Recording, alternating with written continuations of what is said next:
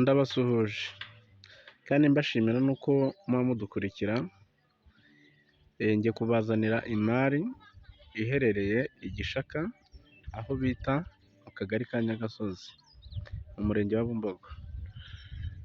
Aha rero ndi kubereka uriya muhanda ukata hariya kuri biriya byapa, uriya ukata hariya ujya ku rusengero cyangwa se ku kiliziya, ujya no ku mashuri ya segonderi na pirimeri.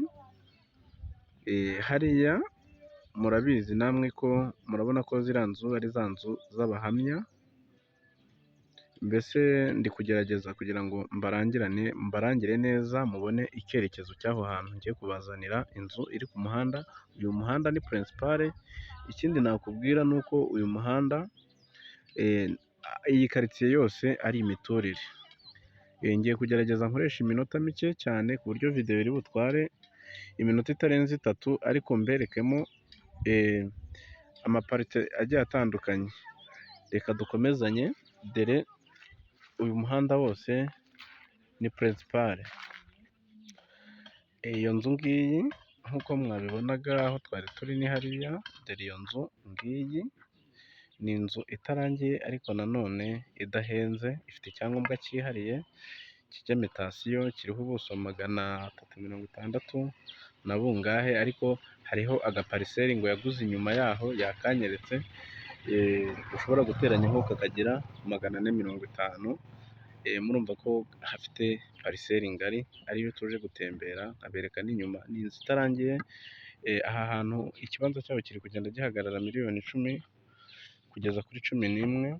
Rero tugiye kukuzanira ikibanza giteretsemo iyi nzu gihagaze miliyoni 14, ariko nanone ufite gahunda ziri negosiyabule, ushobora kuza ukaganira na nyiraho akaba yakugabanyiriza. Tugiye kujya mu gikari rero, nimba ari ngombwa reka tujye mu gikari. Aha hantu hafite byose, hari umuriro n'amazi arahari. Reka tujye mu gikari tubereke uko hameze.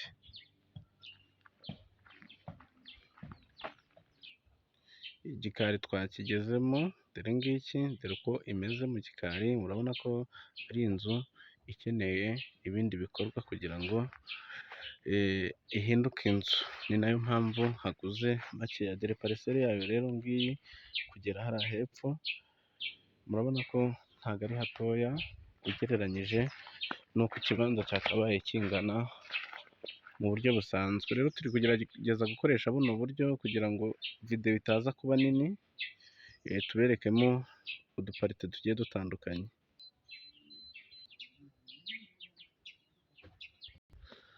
Ni ahantu heza cyane rwose ku muhanda purinsipale, haratuwe, hameze neza.